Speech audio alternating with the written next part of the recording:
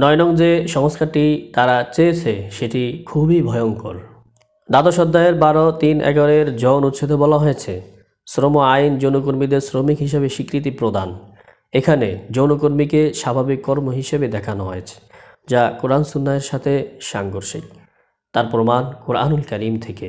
আয-যানিয়াতু ওয়াজ-যানি ফাজলিদু কুল্লা ওয়াহিদিম মিনহুমা মিআতা জালদাহ ওয়ালা তাখুযুকুম বিহিমা রা'ফাতুন ফি দীনিল্লাহ ইন কুনতুম তু'মিনুনা বিল্লাহি ওয়াল ইয়াউমিল আখির ওয়ালিয়াশহাদ আযাবাহুমা তাইফাতুম মিনাল মুমিনিন। যার অর্থ হচ্ছে, ব্যভিচারিণী নারী ও ব্যভিচারী পুরুষ তাদের প্রত্যেককে 100 বেত্রাঘাত করো।